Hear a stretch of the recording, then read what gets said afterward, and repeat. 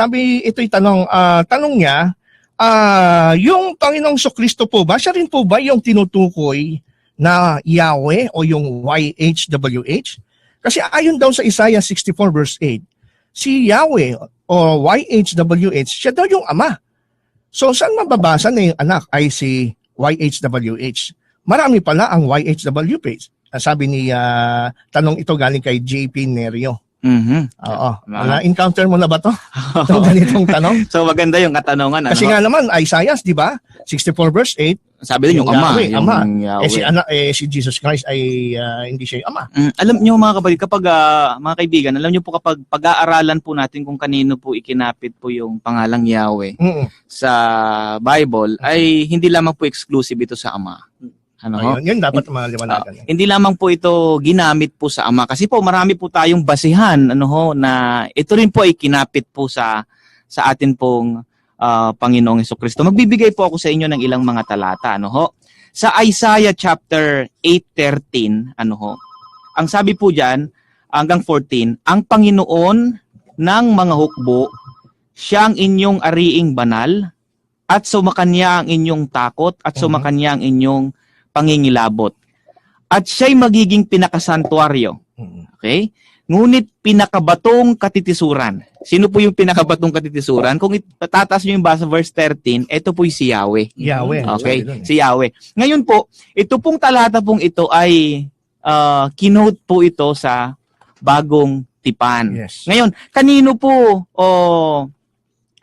patungkol itong talatang ito? Bagaman binanggit po yung Yahweh doon po sa verse 13, pero nung ginamit ito ni Pedro sa 1 Peter chapter 2, 5 hanggang 8, sabi niya, tulad ng mga batong buhay, hayaan ninyong kayo ay maitayo bilang espiritual na bahay tungo sa banal na pagkapari, upang mag-alay ng mga espiritual na handog na kasiya-siya sa Diyos sa magitan ni Hesukristo. Sapagkat ito ang isinasaad ng kasulatan. Tignan ninyo, aking inilalagay sa Sion ang isang batong panulok na pinili at mahalaga, at sino mang sumasampalataya sa kanya hindi mapapahiya. Sa verse 7, kaya't sa inyo na mananampalataya, siya'y mahalaga.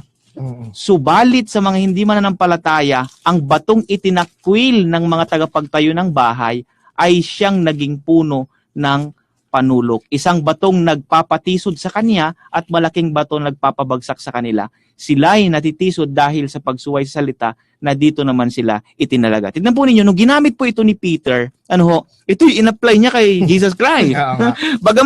Bagaman sa Old Testament, ang banggit po doon ay Yahweh, nung in-apply po ni Peter, ito po pala ay patungkol sa atin pong Panginoong Jesus. At kung tatanungin natin din mismo ang Panginoong Kristo, mga kaibigan, doon din siya nagtanong, si Hesus Kristo, aminado siya na siya yung nakita ni Isaiah sa Old Testament, di ba? Sa Isaiah chapter 6. Pagka tinignan niyo sa Isaiah chapter 6, sabi ni Isaiah rito, 6:1, I saw the Lord sitting on the throne. Tapos sa verse 5, for my eyes have seen the King, the Lord of hosts. Yung Lord po rito ay capitalized, all capital. Ibig sabihin na sa Hebrew ay tetragrammaton to, YHWH. And then nung i-quote ni Jesus itong Isaiah 6 dito sa John chapter 12, ay mula from 37 hanggang 41, kinote niya exactly word for word yung Isaiah 6 Tapos pagdating sa verse 41, ay sinabi mismo dito, these things Isaiah said when he saw his glory and spoke of him. So, itong tinutukoy dito na sinasabi ni Isaiah na nakita niyang Lord o Yahweh sa Old Testament, sinasabi na ito ay tumutukoy at ang kinakausap at ang sinasabi niya ay tungkol kay Jesus. Pero hindi natin sinasabi, Pastor John at Pastor Joel, na si Jesus yun na rin yung Ama. Hindi ganun ang ibig sabihin. Ang gusto nating liwanagin dito, yung sa Bible po kasi, yung YHWH, hindi lang ho sa Ama kumakapit yan. Yung binanggit nyo na talata doon sa Isaiah 64 verse 8, tama po, kumapit sa Ama. Pero hindi, wag ho nating dinimitahan yung YHWH ay kumakapit din sa Anak at Espiritu Santo. Kaya nga sabi doon sa Matthew 28, di ba? Isa baptism. Ano yung sabi ron? Bautisyon niyo sila sa pangalan, singular, ng Ama, Anak at Espiritu Santo. So, since yung name doon ay singular, at kumapit sa Ama, Anak, at Espiritu Santo. Ibig sabihin, isa lang ang pangalan ng Ama, Anak, at Espiritu Santo, Pastor Bjorn. Di ba? Tama.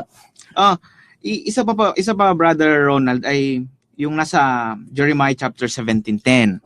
Ang sabi dito, akong Panginoon ay sumisiyasat ng pag-iisip, Yan. aking tinatarok ang mga puso. Napansin niyo po dito, yung Panginoon na naman po dito ay si Yahweh. Ano ho? Pero ginamit na naman ito sa Bagong Tipan, yung pananalitang ito. Ito po Inulit. Inulit. Sa Revelation chapter 2:23, Yan. ang nagsasalita po dito ay yung may matang gaya ng ningas na apoy na walang iba kundi ang atin pong Panginoong Jesucristo sa 1:14 ng Revelation. At siya ay patuloy po na nagsasalita hanggang sa verse 23. Sabi po niya, at papatayin ko ng salot ang kanyang mga anak at nalalaman ng lahat ng mga iglesia na ako'y yaong sumasaliksik ng mga pag-iisip at ng mga puso. At bibigyan ko ang bawat isa sa inyo ng ayon sa iyong mga gawa. So, sinabi po dito ng ating pong Panginoong Jesucristo, siya raw po yung sumasaliksik ng mga pag-iisip at ng mga puso na binabanggit po sa aklat po ng Jeremiah chapter 17 verse 9 na maliwanag po ito po ay si Yahweh. Tsaka yung natatanda nyo, yung bang propesya ng Isaias, sa Isaias 41:8 ata yun, 48 na kung saan ay yung hula kay Juan, tinig na sumisigaw sa ilang upang ihanda ang daan ni Yahweh. Pagdating sa New Testament, sa Marcos, daan ni Jesus Christ ang piniprepare doon. So, ibig sabihin, siya yung Yahweh. Tsaka, natandaan nyo ba, mga kapatid, yung sa Sodom and Gomorrah? Di ba, may nagpakita na tatlong heavenly beings kay Abraham. At pagkatapos doon sa Sodom at Gomorrah ay nakiusap nga si Abraham na kung hangga't maaari hindi mapuksa. And then, nung nagpaulan na ng apoy at asupre dito sa Genesis 9:24, then the Lord rained brimstone and fire on Sodom and Gomorrah from the Lord out of heavens. Pag tinignan natin talaga to sa literal na Hebrew, mga kapatid, mga kaibigan, 2 beses lumitaw dito yung name na Yahweh. No? So kung baga sa translation, then Yahweh rained brimstone and fire on Sodom and Gomorrah from Yahweh out of heaven. So ilan yung Yahweh dito? 2. Isang Yahweh na nagpaulan, na nag-utos na kasama ni Abraham. Di ba? At yung Yahweh na pinagmulan sa langit. So, ito nga minsan, pag tinatanong ko dun sa mga Jehovah's Witnesses kasi alam nilang yung Jehovah, yung Yahweh, yung Father lang. Exclusive. Hindi nila masagot to nahirapan sila rito. Kasi, para sa kanila, isa lang. Pero yung pala, it can refer to the Son. Kasi obviously, ang tinutukoy dito na yung pangalawang, yung Yahweh out of heaven, it is the Father. And the one na kasama nagpakita kay Abraham, ito yung si Jesus Christ, no? Na anak ng Diyos. Yan.